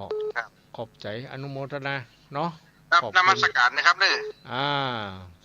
เจริญปอนปออ้ายอยู่ดีมีสุขเอาสายต่อไปต้องมีคนใหม่เจริญปอนแกไหนสาเจ้าตะลุงเสียงนี่ก็ยินบ่อยแม่สีทอนนี่ชัยประการมาแล้วชัดเจนในนั้นเจ้าพระบาทอุดมฟังจากวัดพระบาทอุดมเนาะของหลวงพ่อเนาะเจ้าดีเจ้าหลวงพ่อเจ้าคณะอำเภอฝางเนาะเปิ่นมีฐานที่วัดเปิ่นดีละได้ฟังได้ยินได้ฟังโดยทั่วกันเนาะขอบใจไว้สาเจ้าตะลุงขอบใจอนุโมทนาแม่สีทอนเจ้าชัยประการดีละต่อไปสายนี้เจริญปอนสาเจ้าตะลุงคลายเครียดแม่อินมาแล้วบ่สะเบิงชุดภาษานี่กับว่าโจ๊กประชุดเนาะทำเนาะ พวก จุดภาษานี่แม่ ออกภาษาพูดแทบกะจุดๆนะกะพัดแต่ว่ามันซื้อนี่ก็มาแล้วเนาะน่ากะมันบ่ได้เป็นพัดจะกูเจ้าแล้วเนาะน่ากะพัดวันพัดแรกนี่บ่ได้บ่ลงเถอะบ่ออกเถอะพัดที่2ไปพัดที่2ไปเนอะพัดที่2 90.25ไม่วางเรดิโอชัดเจนเจ้าไม่วางเรดิโอเนาะแม่เนาะเจ้าขอบคุณขอบใจเจ้าของฐานีเพิ่นเนาะไม่วางเรดิโอติดเจ้าค่ะเป็นฝนตกที่ค้างขึ้นนอนนักแก้วก้าเนาะนั่นกะฝนตกดีเท่าหัวปีเป็นกำลังใจให้ลุงนะเจ้าเจริญปอนเนอร์ไม่เอ็นเนอร์จะเป็นมีโชคอันนี้มันควรเดินพูดพวกนี้ธรรมะคลายเครียดธรรมะจะจอนมาไม่สาวนี่หรอกอันกันดีละเจ้าดีละอันนี้นะนี่สายต่อมาก็เจริญปอนเนาะกลับไปสาตุลุงเจ้าอันนี้แม่ศรีกูลเจ้าดูลาเจ้าหนองล่องอะไรอย่างนี้เนาะเจ้าบ้านหนองล่องเนี่ยฝนตกกอบัดเดี๋ยวนี้บัดตกเจ้าบัดตกเนาะเย็นอยู่สบายอยู่ตกเนี่ยมันตอนน้อยเดียวตกมันหนักอากาศมันก็แบ่งกันไปอากาศเจ้าเทวดาเพิ่นมีความยุติธรรมเนาะเจ้าเนาะฟังตั้งแต่เก้าจนจบก็เจ้ามีปัญหาอย่างพ้องโปบติหวนดีชัดเจนดีเจ้านั่นกะฟังฐานนี้ไหนดารุณีนะวันนี้นะฟังฐานนี้ของคุณโยมดารุณีเนาะเจ้าดีละชัดเจนดีเนาะใจสถานีด้วยนะดีละเจ้าอายุวันโนสุขังพลังเจ้ามีคุณงามความดีอยู่กับตัวเจ้าก็ขอตุลุงมีอายุมันยืนยาวได้100 เช้าขอบเข้าวาสาเด้เมินลงไปกะหาคิดเงินคือได้เงินเด้อคิดท้องคือได้ท้องเด้อสมความมุ่งมั่นปรารถนาสมความปากคำพอมุ่งมั่นปรารถนาทุกสิ่งทุกประการเด้อเนี่ยคำพอนี่มันเป็นกำลังใจหรอคือกันเนาะดีละเจ้า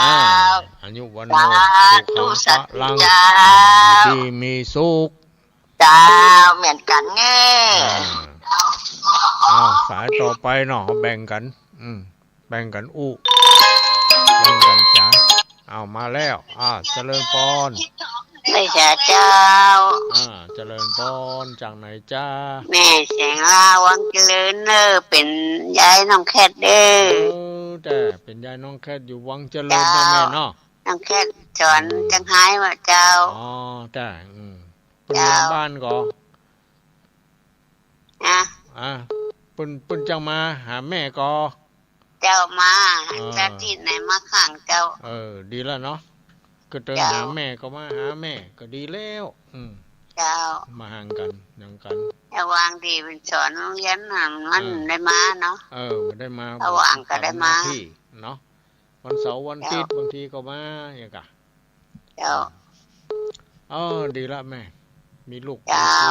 เจ้ามันกำลังใจตุลุงเด้อเจริญปอนเนอร์แม่เนอร์อยู่ดีสบายเจ้าสายต่อไปเจ้ามาจากที่ไหนมาเจ้าดีแล้วเนาะสายต่อไป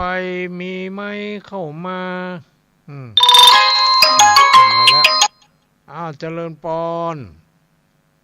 มันมาจากไหนข้าวที่ไหนจ้าจากที่ไหนยายพรน้องบัวแดงจากร้องบัวแดงนี่เนาะแม่ชื่อยังเจ้ายายพรแม่พรเจ้าแม่พรบ้านร้องบัวแดงนี่เนาะอำเภอดอยสะเก็ดกันเนาะสันกำแพงสันกำแพงแต่เนาะ ฟังชัดเจนดีกว่าแม่จ้าฟัง104ชัดเจนจะดี104เนาะแม่เนาะของฐานีไหนจ๊ะไฟหินไฟหินน่ะวัดไฟหินนะจ้าฟังชัดเจนดีก็ชัดเจนจะดีฟังจากเจ้ามาล่ะฟังแต่ต้นแหละจ้าถ้าฟังตั้งแต่ต้นนี่หูเรื่องจะดีเนาะฟังกับย้ายแล้วอ่ะฟังนี้ว่าฟังเทศธรรมฟังเทศฟังธรรมเนี่ยเนาะจ้าดีแล้วแม่ได้บุญได้กุศลทุกวันฟังกับเจ้านะฟังเทศนั่นน่ะเฮามาจ้างฟังอย่างรู้แม่เนาะฟังเทศฟังธรรมฟังอย่างนี้อย่าไปเนาะดีละเฮาไปฟังเพลงก็มันบ่ใช่วัยของเฮาแล้วเนาะใจวันนี้แล้วก็ไม่ได้ใกล้วันแม่แล้วเราข้ามเสียงแม่เป็นวัดกับปากบ่ค่อยออกแต่แม่ออกกะนึกว่ามันสบายสบายดีเนาะว่าจะมาเป็นอันนี้จะแต่อันเป็นสัญญาณโทรศัพท์เนาะเสียงมันเหมือนกัดดังอยู่ขอบใจเนอะแม่เนอะอนุโมทนาดีละที่แม่โทรมาขอให้อยู่ดีมีสุขอายุมั่นควรยืนเป็นร่มโพล่มไทรของลูกหลานไปเมื่อเนอะแม่เนอะสาธุสายต่อไปเนาะบางทีมีหลายสายอยู่เปิ้นจ้อโทรมาแม่วางสายก่อนเนอะเดี๋ยวคนอื่นเข้ามาเนาะเข้ามาแล้วเจริญพรเจ้าอันนี้มีแก้วไม่สายไปเลยแม่แก้วอยู่แม่สายพุ่นกะแม่สายจังไห้พุ่นนะเจ้าบ้านหนองอ้อไม่สายเนี่ยบ้านหนองอ้อแม่สายเป็นศรัทธาของได้โทรไปหาเป็นวัดของรองเจ้าคณะจังหวัดได้อันที่รองเจ้าคณะจังหวัดเป็นน้ำจำเจ้าจะไปเห็นก็บอกโลเนี่ยเจ้าอันนี้บ้านหนองอ้อนี่พวกเจ้าของคนก็เป็นคนลำปางเนาะคนอำเภอวังเหนือนี่คนลำปางผู้วังเหนือไปอยู่หั่นนี่เนาะเจ้าคนมาอยู่นี่ได้เป็น20 กว่าปีแล้วแต่เหมือนน่ะเนาะคนบ้านเป็นคนที่นั่นหมดนี่เพิ่นเป็นอาจารย์สอนนักเรียนอยู่วัดปะก๋อยไปหมู่เจ้าไปหมู่เจ้าแรงมาก็กลับมานะกะได้บ่ไกลกะไกลใจรถไปเนาะรถนี้ขับส่งดีแล้วเจ้าโดนพระครูเจ้าที่หน่อยเนอะทำมันสั้นลงไปอย่างก็ว่าได้ก็ทำมันสั้นมันก็ยาวเนี่ยหน่อยจะหมดถึงนี่มันเป็นอย่างแม่มันติดตัวเล็กตัวน้อยไปน่ะมันเสียงมันจะบอกพดมันเอาเสียงไปบรรยายไปนักแล้วมาเทศทำนี่เนาะใครว่าทำยาวๆจะคูกนี่นะมันถึงคูกเนาะก็มีเป็นบางวันพัดหรอถ้าแล้วก็มีผูกจบเลยเทศจนจบผูกบางผูกมันเสียงไปบอกไหวก็เลยหยุดยั้งเสียงใครออกแต่นั่นน่ะกะอมเสียงไว้พ่องน่ะกะอยู่ดีสบายเนอะแม่เนอะอยู่ดีสบาย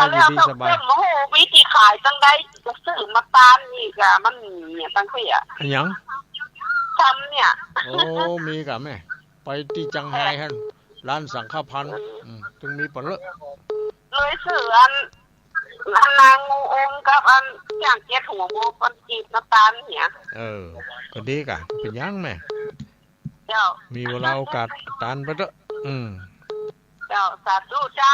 สาธุอยู่ดีมีสุขอายุมั่นขวัญยืนอันนี้มาจากบ้านหนองอ้ออำเภอแม่สายพุ่นเนาะเอาสายต่อไปเนาะแม่วางก่อนเนาะเดี๋ยวคนอื่นเข้ามาได้แหมสัก2 สาย 3 สายเนอะใกล้จะหมดเวลาละมาแล้วเจริญพร เจ้ากลับไหว้สาเจ้าทุลุงแม่สุเกี้ยวศิลพรสิทธิ์เตี้ยมันห้องละปุ่มเด้อ แม่สุแก้ว โอ้ มาแล้ว ได้ฟังธรรมได้ฟังตุลุงเล่านิทาน อืม แล้วมาเข้ารายการมาแล้วเด้อเจ้า ฟังได้ตั้งแต่ต้นแล้วนี่เนาะ ได้ฟังตั้งแต่ต้นมาเลย ขึ้น98.75ว่าโทษจ่องซากนะเจ้าชัดเจนเลยแล้วตุลุง แต่ดีแล้วแม่ เจ้าโอ้ฟังนั่งไหว้ตัวค่อยหัวตัวโอ้มันมามีความเครียดสังซากอย่างเลย ฟังตุลุงเล่าธรรมเนี่ยเจ้า เนาะดีละมีอย่างติพ่องติพ่องก็ดีนะ มาตีวัดตีมีความเตือนจ่อยโมระเจ้าก่อนที่บัดทำมั่งก็เตือนจิตเตือนจ่อยโอ้เข้าจ่อยดีเด้อ แต่ดีละอนุโมท ว้า นา วโอ้จะเก็บมาก้อนก้อยเอามาจ่อยเจ้าเจ้ากลับไหว้สาธุตุลุ อง นุโมทนา สาธุเจ้า สาธุอนุโมทนา เจ้า เอาได้กัน1 สาย2 สายนี่เจริญปอน ให้สาหลวงพ่อเจ้าโทษที่ว่าถึงติดเนาะ ติดประเดี๋ยวนี้จ้ะมันหนาแน่นเนาะแม่เนาะ กำลังคิด เป็นยัง จะสอนเพิ่มปันโดนลำฟังเด็กเจ้า อยู่ใจซ้อนเนาะ เจ้า แม่อย่างก็แม่ ตลาดเจ้า แม่สลัดอยู่ใจ เจ้า ซ้อนหม่อนดีเนาะว่าทำกับหม่อนดีเด้อ ม่วน ถู ดี ก แหละ ถูกใจดีเด้อ แต่ เจ้า มีเสียงอย่างรบกวนเนาะฟัง เจ้า ปล่อยๆดีๆนั่นน่ะก็ทราบข่าวว่าฟังกันนักกันหลายเรามันเปิ้นบ่จ้างโทรพ่องโทรบ่ตันพ่องเนี่ยกะเนาะดีละสนใจในพระธรรมคำสอนดีฟังไว้ใช่ว่าใช่บาแบกหามเนาะ เจ้าเจ้าแต่ตัวในเจ้าว่าจับเล่นนิดเลยเจ้าชัดเจนดีเนาะ เจ้าอนุโมทนา สาธุตกน้อยบอกจุบบอกเย็นมันจะตกอยู่ไหมมันบัตันด้วยมันบัตันเด้อมันต้องตกอนุโมทนาสาธุที่ได้เปิดเครื่องรับฟังเนาะอยู่ดีมีสุขเนอะได้อีก1 สายเนอะไผจะมาได้อีก1 สายเนาะมันจะหมดเวลาแล้วสายนี้มาแล้วเจริญปอนตุลุงเสียงม่วนเสียงตุลุงม่วนนี่เสียงม่วนนี่เสียงป้อยก็ชัดเจนนี่เสียงป้อยชัดเจนดีเจ้าแต่แล้วการนี้ไม่ดวงดีน้ำรับเด้อแม่ดวงดีบ้านน้ำรัดจังไห้เนาะแม่บ้านฟังห้วยตองซักเจ้าฟังห้วยตองซัก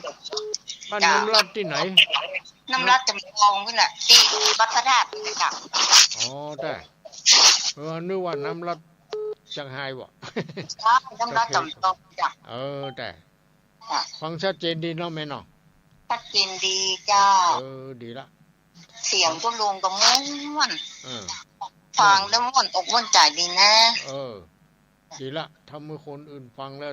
เป็นสุขเอาก็ได้บุญด้วยเนาะไม่ดวงดีเด้ออยู่น้ำรัดจอมทองดีละแม่เนาะจ้าอายุวันโนสุขังพลังเด้อแม่เน้ออยู่ดีมีสุขอายุมั่นขวัญยืนหมดเวลาแล้วเน้อไผบัทโทรมาเน้อก้อยโทรมาปุ้นพัดหน้าขอให้ทุกคนทุกท่านอยู่ดีมีสุขอายุมั่นขวัญยืนวันจากทุกโศกโรคภัยไข้เจ็บนานาประการให้มีความสุขความสำราญหมดบันใจ